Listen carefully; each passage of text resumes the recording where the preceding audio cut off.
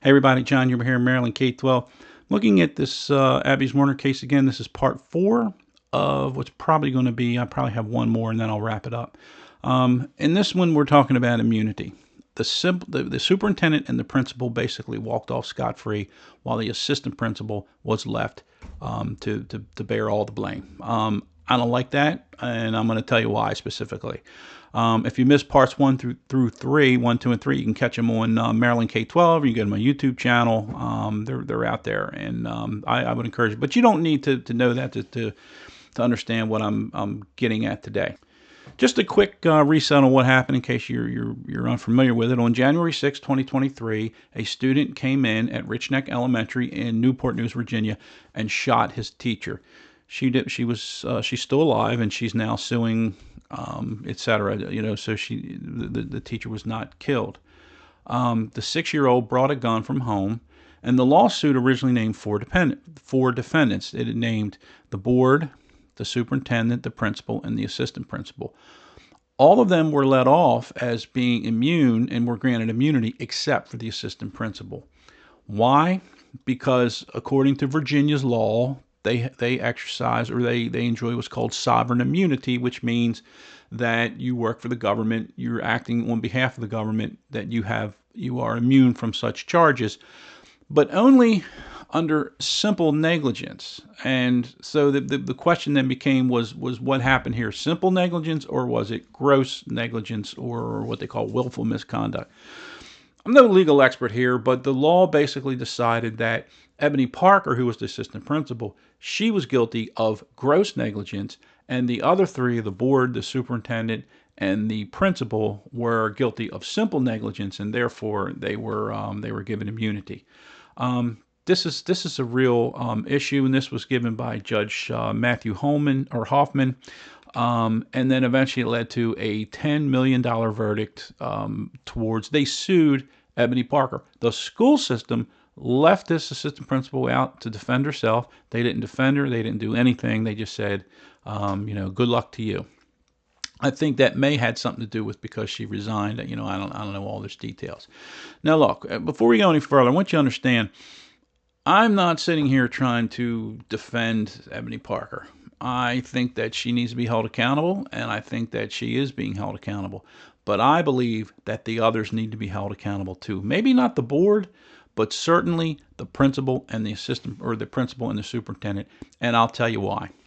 The biggest reason that they were given immunity is because the judge found that the superintendent and the principal didn't actually know about what was going on that particular day. However, my question has always been, why didn't they know what was going on that particular day?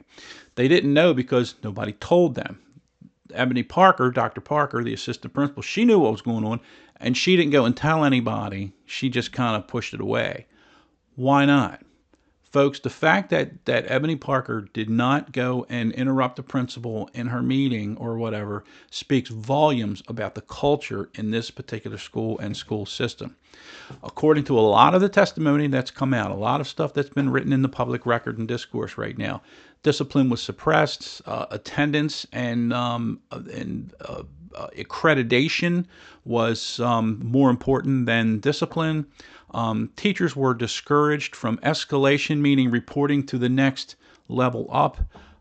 Threat assessments were frequently not conducted, and their mentality was just deal with it. In other words, you deal with it. Don't go to the next person above you. And therein explains a lot of the claimed ignorance that the superintendent and the principal has, in my opinion. There are a lot of other things about the culture of this building. Missing records beforehand. This student was, I think he left and then came back. And then when he came back, there were transition records missing from kindergarten to first grade. Apparently he was choking a teacher when he was in kindergarten, or he tried to choke a teacher, did choke a teacher, and that incident was completely gone from the record. The only reason it's still available now for discussion is because the teacher who reported it kept a copy for herself. So make sure you do that if you're a teacher. There were kindergarten records missing, and all this stuff was going on before the shooting. After the shooting, they couldn't find records, and the police department or sheriff's department, I can't remember which one it was, whether they have police or sheriff, they actually had to exercise a search warrant to go and get the records. And when they did, the records should have been in two places. The records for this kid should have been one set in the office, and there should have been one set in the classroom. Neither one were there. All the other kids were there, but that kid wasn't there. And then they eventually found the one, I think, that was supposed to be in the office. They found out at the home of a district level leader, Dr. Parrott, I think her name was. She claims she has no idea how the records got there. So she's carrying these records around in her car, I think. They find them, and then they say, "Well, when did you take them home?" "Well, I don't know. I don't remember." And there's a long, and she testified to grand jury, folks. That could possibly amount to obstruction of justice. The whole record situation is another indication of the kind of culture that's going on in this school. So if the teacher, if the superintendent and the principal did not know what was going on, they should have known. There was repeated aggression. There was the case where he smashed the phone of the teacher. He smashed Abbey Zwerner's phone. There was a lot of anger directed at this teacher. There was no FBA done. That's a functional behavioral assessment. It's a formalized plan that you would do. There was no behavior intervention plan. There was apparently no reentry meeting after that incident. There were 4 gun warnings. There were 4 different warnings that this guy had a gun. Nothing was done. This isn't just about Ebony Parker, folks. This is about a culture in the school and the system and the district that just allowed for them to just keep on moving because testing was going on that day. So they're claiming, they meaning the principal and the superintendent, they're claiming ignorance, like we didn't know what was going on that day. Why not? Why didn't they know? Because they created a culture that did not allow Ebony Parker to tell them. All right, this is a system that protected itself. It is not designed to protect the teachers, and it certainly is not designed to protect the administrators. It is designed to protect itself. There are standards that exist. The standards require the principal and the superintendent to do these things, to create a culture, to create a safe and orderly environment. They clearly didn't do it, and this was the result. The systems failed, and this type of situation was probably very close to predictable in this because of the culture created by the superintendent and the principal. So there you have it. I am not trying to defend Ebony Parker. I believe that what she did what she didn't do was terrible, and I think she needs to be held accountable. But to suggest that the principal and the superintendent are not equally culpable, I think is a terrible mistake.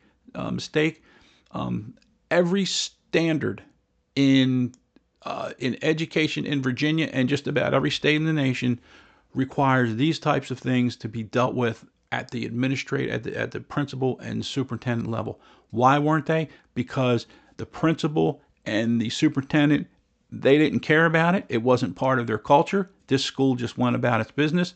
Dr. Parker, Ebony Parker, she was left holding the bag. They should have settled this case, folks, and I'll get into that in my last episode. So anyway, I hope that helps. If you want some really specific details about what's going on, take a look at the first 3. And I can tell you, folks, this is not just Virginia. Okay, this is many states in the country are dealing with this type of situation.